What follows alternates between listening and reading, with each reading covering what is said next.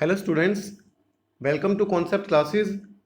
तो डिस्कस करेंगे आज एटम्स एंड मॉलिक्यूल्स का पार्ट 7। तो पिछले पार्ट में मैंने डिस्कस किया था कि हमारा ग्राम एटॉमिक मास क्या होता है, मोलर मास क्या होता है और 1 मोल किसी भी सब्सटेंस का क्या होता है। तो चलिए एक बार जल्दी से रिवाइज कर लेते हैं जो हमने पिछली वीडियो में करा था।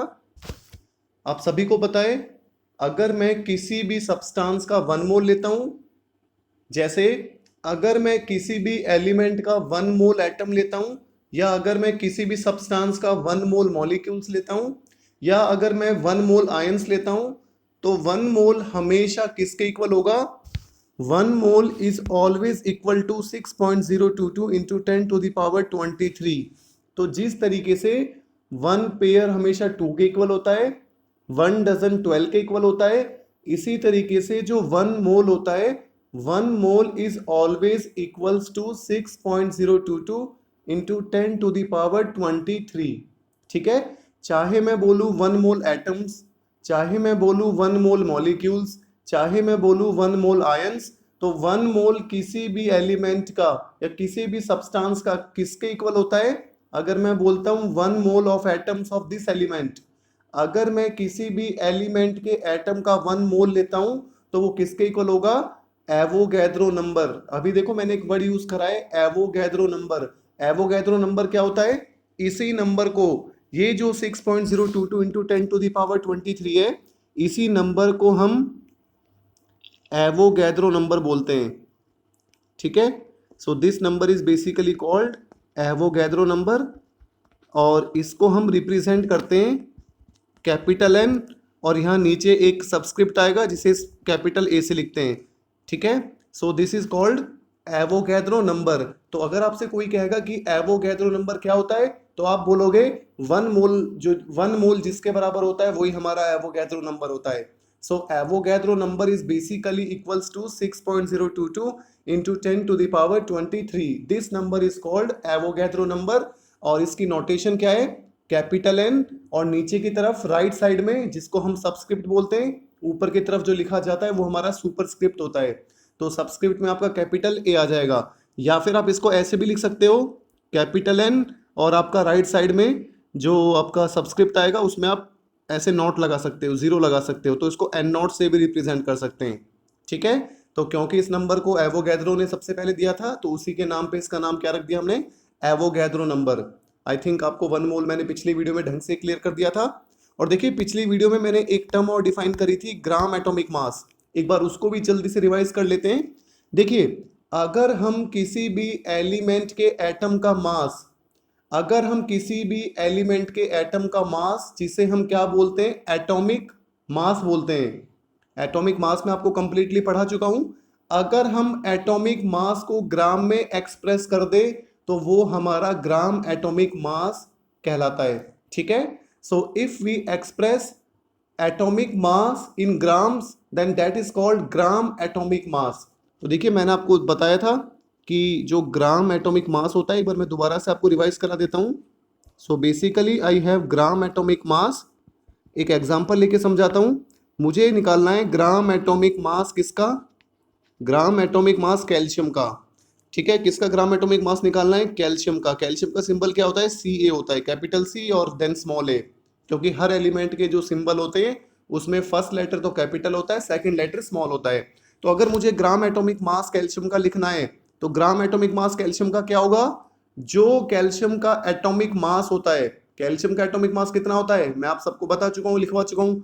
कैल्शियम का एटॉमिक मास होता है 40, और यूनिट लिखते हैं हम, पीछे यूनिट लिखते हैं ना। लेकिन अगर हम इसी एटॉमिक मास को ग्राम में एक्सप्रेस कर दें तो यही मेरा ग्राम एटॉमिक मास कहलाएगा। तो अगर मैं पीछे यू की जगह ग्राम लिख दूं, तो ये जो मेरा 40 ग्राम है, this is called gram atomic mass. तो ये मेरे कॉपर का क्या हो गया? ग्राम एटॉमिक मास हो गया। अब इसी ग्राम एटॉमिक मास को एक वर्ड हम और यूज करते हैं, मैंने आपको पिछली वीडियो में भी क्लियर किया था, that is called molar mass. ठीक है, क्या यूज करते हैं हम? मोलर मास यूज करते हैं। तो मोलर मास क्या होता है? Molar mass is basically the mass of 1 मोल। तो किसी भी एलिमेंट के 1 मोल एटम का जो मास होता है वही हमारा मोलर मास होता है। सो मास ऑफ, एक बार मैं लिख देता हूं इस चीज को, मास ऑफ 1 मोल एटम, तो 1 मोल एटम का जो मास होता है, मास of 1 mole atoms of an element, किसी भी एलिमेंट के 1 मोल एटम का जो मास होता है that is called molar mass of that element. For example, मैंने यहाँ पे आपको भी कैल्शियम का एग्जाम्पल दिया है कि जो कैल्शियम का एटॉमिक मास होता है वो कितना होता है, 40 ग्राम होता है, 40 ग्राम होता है। तो मोलर मास भी कैल्शियम का कितना होगा, 40 ग्राम ही होगा, क्योंकि मोलर मास क्या होता है, जो 1 मोल का मास होता है, और किसी भी एलिमेंट के 1 मोल एटम का जो मास होता है वो उसके ग्राम एटॉमिक मास के इक्वल होता है। ये सब मैं आपको एक्सप्लेन कर चुका हूं, ठीक है। किसी भी एलिमेंट के 1 मोल एटम का जो मास होता है वो उसके ग्राम एटॉमिक मास के इक्वल होता है। तो अगर मैं आपसे कहूंगा कि कैल्शियम का मोलर मास कितना होगा, so the molar mass of calcium is 40 ग्राम पर मोल। तो कैल्शियम के 1 मोल का जो मास होगा वो कितना होगा, 40 ग्राम होगा। तो चाहे आप बोलो ग्राम एटॉमिक मास यूनिट, लेकिन हम ज्यादा प्रेफर किसको करते हैं, हम ज्यादा प्रेफर मोलर मास को करते हैं। तो आगे जब भी हम कोई न्यूमेरिकल करेंगे या कुछ भी पढ़ेंगे तो वहां पे हम मोलर मास टर्म को यूज करेंगे, हम ग्राम एटॉमिक मास को यूज नहीं करेंगे। तो अगर आपसे कोई बोलेगा what is the molar mass of calcium, calcium का मोलर मास बताओ, तो सबसे पहली चीज दिमाग में क्या आनी चाहिए कि मोलर मास क्या होता है, molar mass is the mass of 1 mole of atoms of calcium. Calcium के अगर मैं 1 मोल एटम लेता हूं, अब 1 मोल दिमाग में आते ही वो वर्ड याद आ जाना चाहिए आपको जो मैंने एवोगैड्रो नंबर बताया था।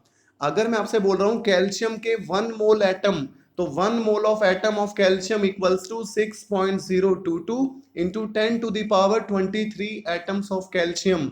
तो कैल्शियम का मोलर मास क्या होता है, 40 ग्राम होता है, और 40 ग्राम क्या होता है, कैल्शियम के 1 मोल एटम का जो मास होता है। अब समझना इस चीज को ध्यान से, अभी मैंने आपको क्या बोला है कि कैल्शियम का मोलर मास 40 ग्राम, आपको समझ आ गया। लेकिन ये 40 ग्राम बताता क्या है हमें, देखिए मैं आपको समझाता हूं।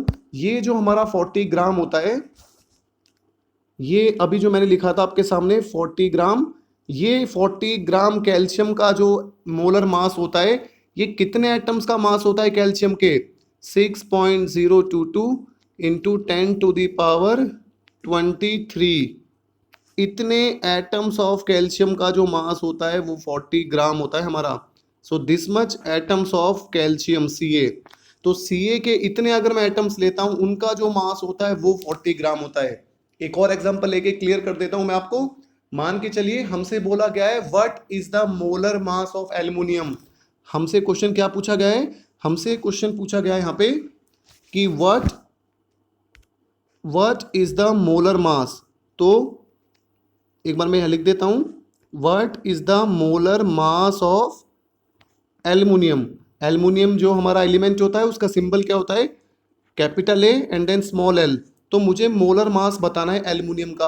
अब एल्युमिनियम का मोलर मास मतलब क्या होता है, एल्युमिनियम के 1 मोल का जो मास होता है, और किसी भी एलिमेंट के 1 मोल एटम का मास क्या होता है, जो उसका ग्राम एटॉमिक मास होता है।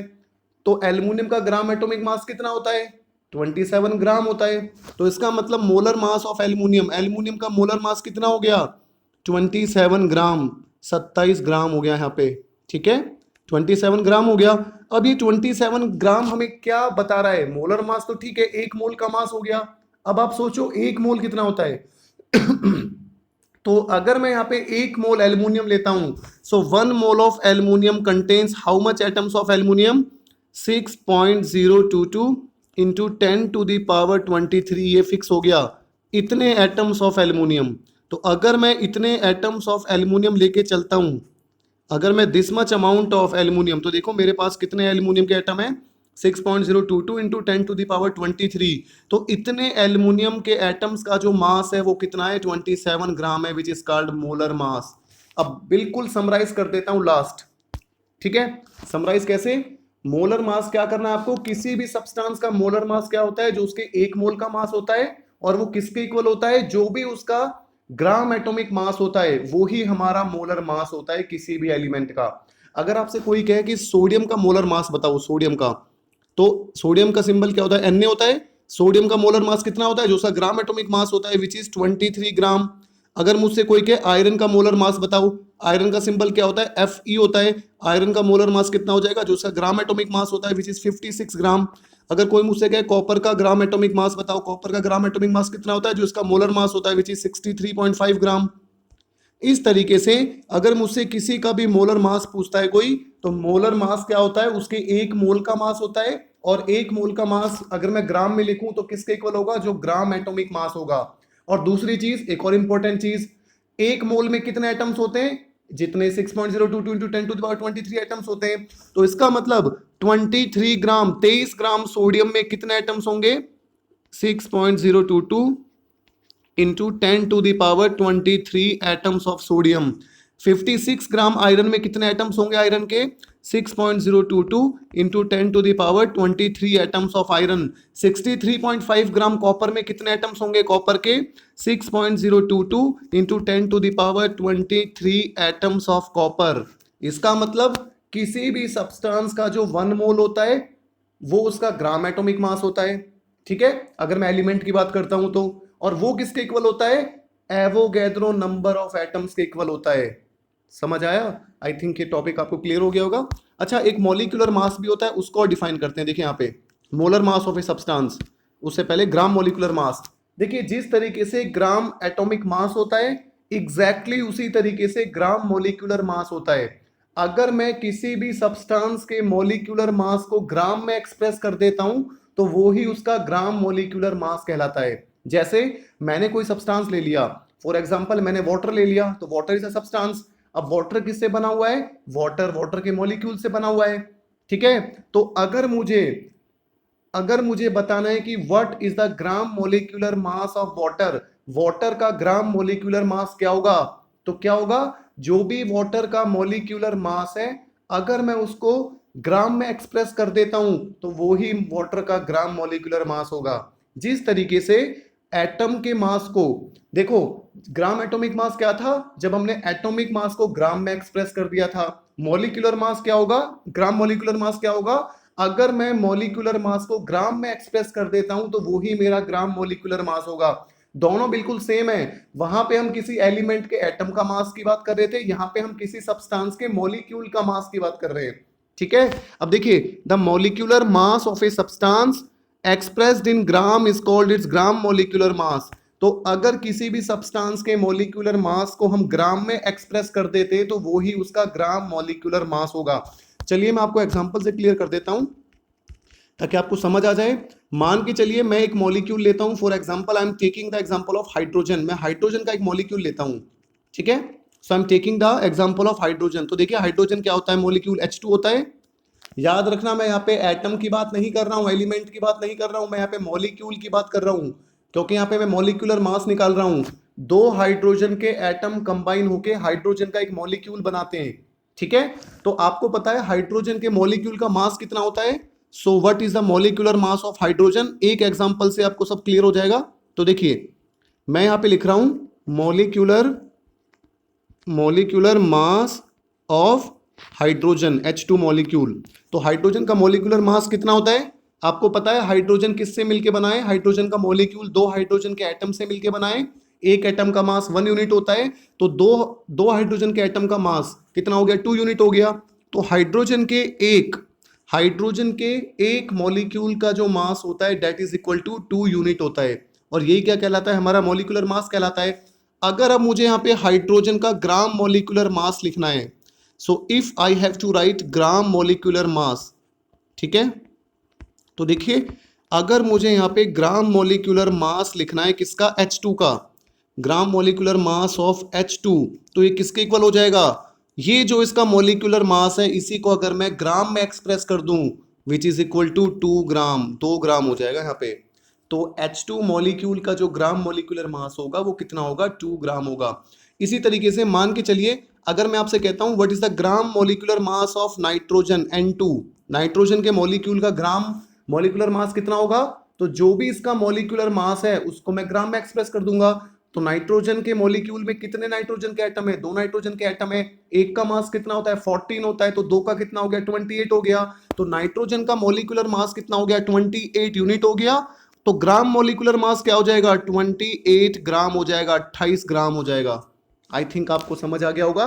तो किसी भी मॉलिक्यूल का जो मॉलिक्यूलर मास है, अगर मैं उस मॉलिक्यूलर मास को ग्राम में एक्सप्रेस कर देता हूं, so that is called gram molecular mass. It's so simple. ठीक है, एक और example, what is the gram molecular mass of water H2O। मुझसे बोला गया है वाटर का ग्राम मॉलिक्यूलर मास बताओ। तो वाटर का जो मॉलिक्यूलर मास होता है वो कितना होता है। अब वाटर किससे मिलके बना है, 2 हाइड्रोजन से और 1 ऑक्सीजन से। 2 हाइड्रोजन का मास 2 हो गया, ऑक्सीजन का कितना हो गया आपका यहाँ पे 16 हो गया, 16 + 2 18 हो गया। तो वाटर का जो मॉलिक्यूलर मास होता है वो 18 यूनिट होता है। लेकिन अगर मैं आपसे कहूं what is the gram molecular mass of water, तो आप मॉलिक्यूलर मास को ग्राम में एक्सप्रेस कर दो, एक्सप्रेस मतलब ग्राम में लिख दो, तो क्या हो जाएगा 18 ग्राम हो जाएगा, 18 ग्राम हो जाएगा। So this is the molecular gram molecular mass of water. Last example, what is the gram molecular mass of common salt. नमक का कितना होगा, which is NaCl। Molecular formula क्या होता है, NaCl होता है। तो NaCl का मॉलिक्यूलर ग्राम मॉलिक्यूलर मास क्या होगा, जो भी इसका मॉलिक्यूलर मास होता है उसको ग्राम में एक्सप्रेस कर दो। तो Na का जो मास होता है, NaCl 2 एटम से मिलकर बना है ना, एक तो सोडियम से और क्लोरीन से। Na का मास होता है 23, क्लोरीन का मास होता है 35.5। दोनों को आप ऐड करोगे तो यहाँ पे कितना आ जाएगा आपका 58.5 आ जाएगा। तो NaCl का ग्राम मॉलिक्यूलर मास कितना होता है, 58.5 ग्राम होता है। तो आई थिंक आपको ये टॉपिक क्लियर हो गया होगा। चलिए अब एक और टर्म समझते हैं यहाँ पे, molar mass of a substance. Substance का मोलर मास क्या होता है। तो देखिए मोलर मास मतलब किसी भी सब्सटेंस के जो 1 मोल का मास होता है। The molar mass of a substance is the mass of 1 mole of its molecule. तो किसी भी सब्सटेंस के 1 मोल मॉलिक्यूल्स का जो मास होता है उसी को मोलर मास कहते हैं। अब इसको भी आप रिलेट करके देख सकते हो एटॉमिक मास वाले टॉपिक से। जब मैंने आपको मोलर मास बताया था किसी भी एलिमेंट का, अब ध्यान से समझना, जब मैंने आपको मोलर मास बताया था किसी भी एलिमेंट का, तो मोलर मास किसी भी एलिमेंट का क्या बताता है हमें, उस एलिमेंट के 1 मोल एटम का मास बताता है। इसी तरीके से मोलर मास किसी भी सब्सटेंस का हमें क्या बताता है, उस सब्सटेंस के 1 मोल मॉलिक्यूल्स का जो मास होता है वो हमें बताता है। आई थिंक आप रिलेट कर पा रहे हो। देखिए एटॉमिक मास एलिमेंट्स के लिए होता है, मॉलिक्यूलर मास मॉलिक्यूल्स के लिए होता है। मोलर मास एलिमेंट का क्या होता है, उसके 1 मोल एटम का मास होता है। और मोलर मास किसी भी सब्सटेंस का क्या होगा, उसके 1 मोल मॉलिक्यूल्स का जो मास होगा। दोनों सेम थिंग है, बस वहां पे मैं एलिमेंट्स की बात कर रहा हूं, तो मैं यहाँ पे मॉलिक्यूल्स की बात कर रहा हूं। आई थिंक आपको थोड़ा क्लियर हो गया होगा। चलिए समझते हैं इसको भी एग्जाम्पल से। देखिए तो मैं आपको एक एग्जाम्पल लेके समझाता हूं। So let us take an simple example. एक सिंपल सा एग्जाम्पल लेते हैं। चलो वाटर का एग्जाम्पल ले लेते हैं। तो वाटर का जो हमारे पास केमिकल फॉर्मूला क्या होता है, वाटर का केमिकल फॉर्मूला होता है H2O। ठीक है, अब मुझसे बोला गया है what is the molar mass of water. मुझे क्या कैलकुलेट करना है, मुझे कैलकुलेट करना है यहाँ पे मोलर मास किसका, I have to calculate molar mass of H2O। कि भाई H2O का ना मोलर मास बताओ। तो देखिए H2O का मोलर मास क्या होगा, मैंने आपको अभी बताया था मोलर मास किसी भी सब्सटेंस का। अब H2O क्या हो गया, सब्सटेंस हो गया, ये एलिमेंट नहीं होता। ध्यान से समझना, मैं सब आपको क्लियर कर चुका हूं सारी टर्म्स, एलिमेंट्स क्या होते हैं, कंपाउंड्स क्या होते हैं, मॉलिक्यूल्स क्या होते हैं। तो पिछली वीडियोस अगर आपको क्लियर है तभी आप इस वीडियो को समझ पाओगे। और डायरेक्टली अगर आप इस वीडियो को देखोगे तो बिल्कुल समझ नहीं आएगी, क्योंकि आपको छोटी छोटी टर्म्स को क्लियर करना होगा कि एलिमेंट्स क्या होते हैं, एटम्स क्या होते हैं, मॉलिक्यूल्स क्या होते हैं, कंपाउंड्स क्या होते हैं। तो जब ये टर्म्स क्लियर होंगी तभी आप इनको समझ पाओगे। और रटने से कभी कोई क्वेश्चन समझ नहीं आएगा। ध्यान रखना, कंसेप्ट को क्लियर करना होगा आपको। आपको पता होना चाहिए कि मोलर मास एलिमेंट के टर्म्स में क्या होगा और किसी भी सब्सटेंस का क्या होगा। अब जो वाटर होता है, वाटर बेसिकली एक सब्सटेंस होता है, कंपाउंड होता है। और कंपाउंड किससे बना होता है, आपने पढ़ा होगा मॉलिक्यूल्स ऑफ कंपाउंड। तो यहाँ पे जो वाटर है, वाटर इज अ कंपाउंड। और वाटर किससे बना होता है, वाटर के मॉलिक्यूल से बना होता है। तो यहाँ पे मैं क्या बात करूंगा, molar mass of water. H2O का मोलर मास कितना होगा, molar mass of H2O is basically mass of 1 mole of H2O molecule. तो H2O का मोलर मास हमें क्या बताता है, 1 mole of H2O molecule. H2O molecule के जो 1 मोल का मास होता है। So molar mass of H2O is basically mass of, एक बार मैं लिख देता हूं ताकि आपको क्लियर हो जाए, मास of 1 mole of H2O molecules। तो H2O मॉलिक्यूल्स के एक मोल का जो मास होता है वो ही उसका मोलर मास कहलाता है। अब आपसे कोई कहेगा कि यार H2O का मोलर मास बताओ कितना होता है। अब मोलर मास नाम से पता लग रहा है जो उसके एक मोल का मास होता है, और एक मोल किसी का भी एटम्स लेते हो तो 6.022 into 10 to the power 23 atoms हो जाएगा। मॉलिक्यूल्स लेते हो तो 6.022 into 10 to the power 23 molecules हो जाएगा। तो अगर मैं आपसे बोलता हूं molar mass of water, water का मोलर मास क्या होगा, जो वाटर के एक मोल का मास होगा।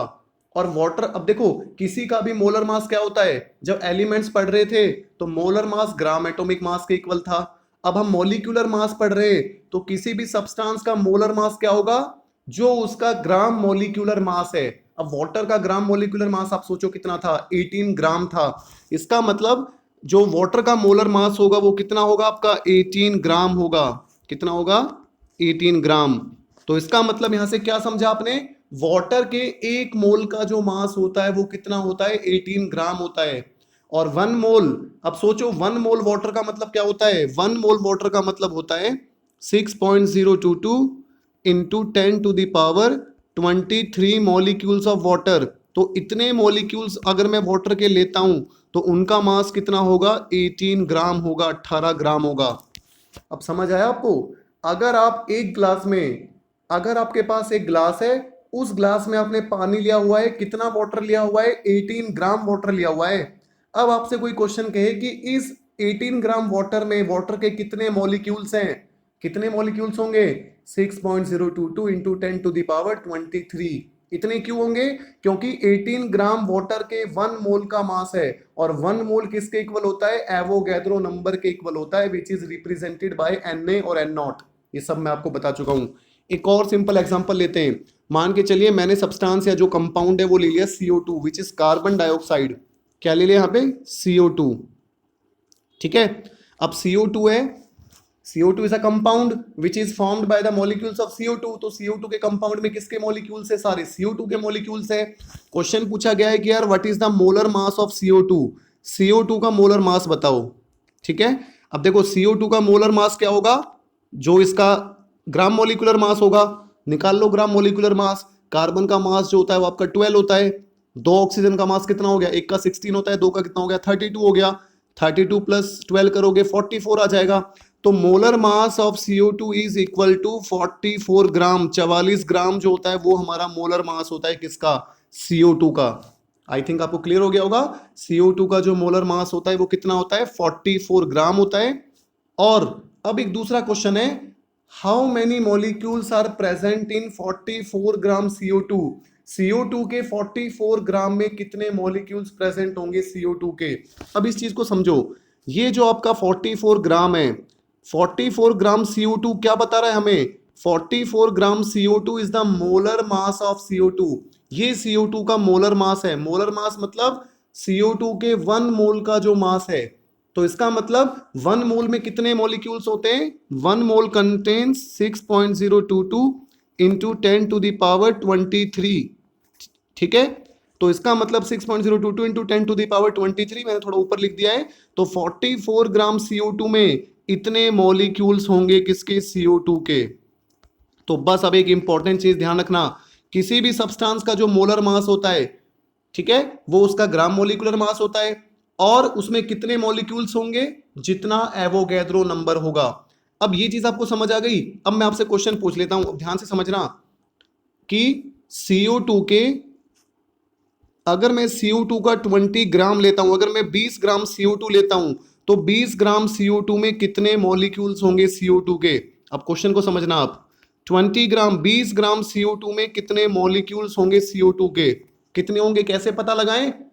देखो सबसे पहले तो आपको इतना पता होना चाहिए कि 1 मोल अगर मैं CO2 लेता हूं तो उसमें कितने मॉलिक्यूल्स होंगे। अगर 1 मोल में पता लग गया तो वहां पे मतलब मैं 20 ग्राम में निकाल सकता हूं। मैं आपको बताता हूं अप्रोच क्या होगी। देखो सबसे पहले आपको पता है CO2 का जो मोलर मास होता है वो कितना होता है, 44 ग्राम होता है, 44 ग्राम होता है। तो 44 ग्राम CO2 में कितने मॉलिक्यूल्स होंगे, जो एवोगैड्रो नंबर है which is 6.022 into 10 to the power 23। ठीक है, तो इसका मतलब 44 ग्राम में, 44 ग्राम में इतने मॉलिक्यूल्स होते हैं। तो 1 ग्राम में कितने होंगे, आपको पता है 44 मल्टीप्लाई हो रहा है, यहां जाके डिवाइड हो जाएगा। तो 6.022 इंटू 10⁻³ आपका 23 और डिवाइड बाय क्या हो जाएगा 44 हो जाएगा। तो 1 ग्राम में इतने मॉलिक्यूल, 20 ग्राम में कितने मॉलिक्यूल, 20 से क्या कर दोगे मल्टीप्लाई कर दोगे। ये वही चीज है, 40 मान के चलिए 40 पेन इतने रुपए के, तो एक पेन कितने रुपए का होगा, 20 पेन कितने रुपए का होगा। यूनिटरी मेथड, एलिमेंट्री मेथड जो छोटी क्लासों में पढ़ के आए हो आप।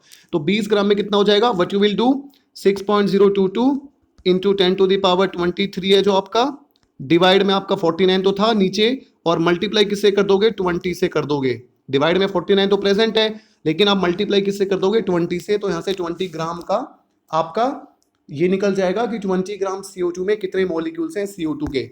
एक और छोटा सा एग्जांपल लेके मैं आपको क्लियर करता हूं। मान के चलिए आपके पास सल्फ्यूरिक एसिड है, क्या है sulphuric acid which is H2SO4। तो सबसे पहला क्वेश्चन है आपके लिए H2SO4 है, इसका आपको मोलर मास बताना है। अब ध्यान से समझना, H2SO4 का आपको क्या बताना है, H2SO4 का एक तो आपको मोलर मास बताना है, और आपको ये बताना है कि H2SO4 का जो मोलर मास होगा उसमें कितने मॉलिक्यूल्स होंगे। सेकंड ये बताना है, सबसे पहले चलो इन्हीं को कैलकुलेट करते हैं। तो what is the molar mass of sulphuric acid. अब मोलर मास क्या होता है, molar mass is basically the mass of 1 mole of sulphuric acid. तो अगर मैं सल्फ्यूरिक एसिड का 1 मोल लेता हूं, सो देखिए आप, सो 1 मोल ऑफ H2SO4, तो अगर मैं H2SO4 का 1 मोल लेता हूं तो कितना होगा, इसका मास ऐड कर लो। देखो ये सब्सटेंस है, ये एलिमेंट नहीं है। एलिमेंट क्या होता है, जो आपका प्योर होता है बिल्कुल, जो एक जैसे एटम से मिलकर बना होता है। लेकिन जब आप एलिमेंट्स आपस में केमिकली कंबाइंड होते हैं तो वो हमारे मॉलिक्यूल बनाते हैं, कंपाउंड बनाते हैं। ध्यान से समझना, H2SO4 हमारा एक सब्सटेंस है, कंपाउंड है, तो कंपाउंड के मॉलिक्यूल्स होते हैं, ठीक है ना। अगर हमारे डिफरेंट एलिमेंट्स जुड़ते हैं तो वो कंपाउंड बनाते हैं, ठीक है। तो यहाँ पे मॉलिक्यूल्स ऑफ कंपाउंड होंगे, तो यहाँ पे H2SO4 के मॉलिक्यूल्स होंगे जितने भी होंगे।